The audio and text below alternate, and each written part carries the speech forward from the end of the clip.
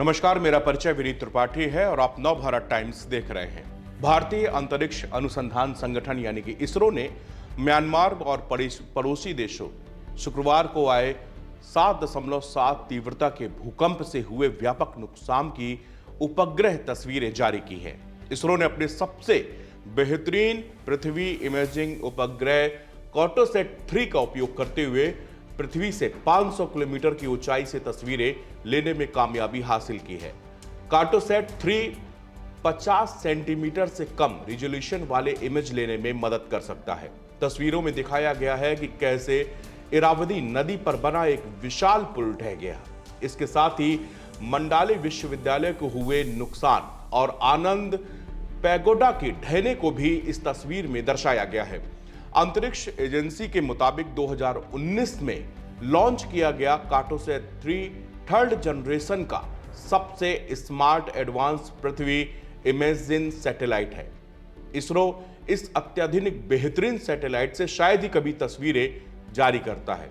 इसरो की एक बॉडी है नेशनल रिमोट सेंसिंग सेंटर ने उसने बताया कि शनिवार को म्यांमार के मांडले और समांगिंग शहरों के ऊपर आपदा के बाद की कार्टोसैट 3 की तस्वीरें सैटेलाइट से प्राप्त की गई हैं।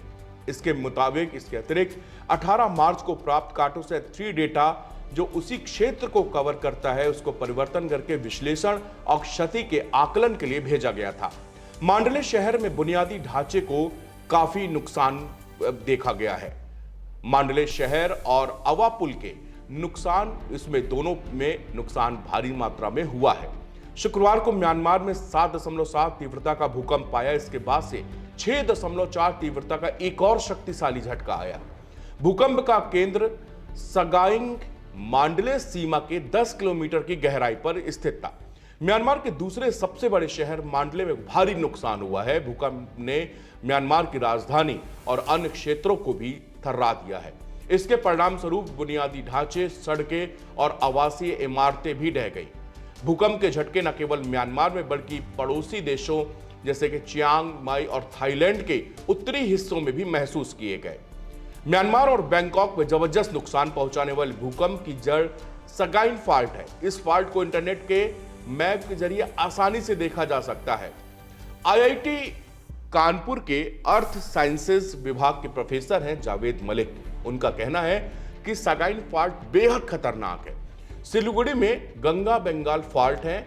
इन दोनों फॉल्टों के बीच कई अन्य फॉल्ट लाइंस भी हैं। ऐसे में इस आशंका से इनकार नहीं किया जा सकता कि एक फॉल्ट की सक्रियता किसी दूसरे फॉल्ट को ट्रिगर न कर दे। इससे भारत को भी खतरा है। लंबे समय से भूकंपों पर शोध कर रहे प्रोफेसर जावेद मलिक के मुताबिक यह फॉल्ट अराकान से अंडमान और सुमात्रा तक फैले शियर जोन का हिस्सा है। इसकी भूकंपीय आवृत्ति 150 से 200 साल है और इसकी सक्रियता दूसरी फॉल्ट लाइनों को ट्रिगर कर सकती है।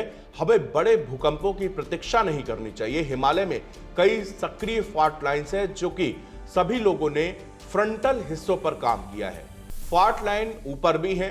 प्रोफेसर मलिक आगे बताते हैं कि सिर्फ प्ले बाउंड्री के आसपास ही भूकंप न देखें, ऊपर से भी सेस्मिक गतिविधियां जारी हैं। पूर्वोत्तर और कश्मीर सेस्मिक जोन 5 का हिस्सा है। इस जोन में हमें ज्यादा रिसर्च की आवश्यकता है। गंगा बंगाल फॉल्ट बेहद इंपॉर्टेंट है। इसमें भी सगाइन फॉल्ट जैसी हलचल है। शायद म्यांमार का भूकंप भारत के लिए एक इशारा है कि गंगा बंगाल और सगाइन फॉल्ट के बीच डॉकी कोपली और दूसरा एक फॉल्ट जोन भी है। गंगा बंगाल फॉल्ट की सतह पर दिखता है। प्रोफेसर मलिक ने कहा कि आप ये नहीं कह सकते कि सगाइन और गंगा बंगाल के बीच कुछ नहीं चल रहा। एक पूरा हिस्सा दबाव में है, वहां लगातार ऊर्जा एकत्रित हो रही है। इस बात से इनकार नहीं किया जा सकता कि एक भूकंप दूसरे भूकंप को ट्रिगर नहीं करेगा। इसे ट्रिगर स्ट्रेस कहते हैं। यहां यह देखना होगा कि क्या ऐसी गतिविधियां उत्तर से दक्षिण की तरफ बढ़ी।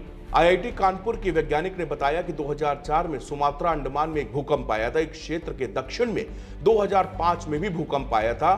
अब ऊपर की तरफ भूकंप आने लगे हैं।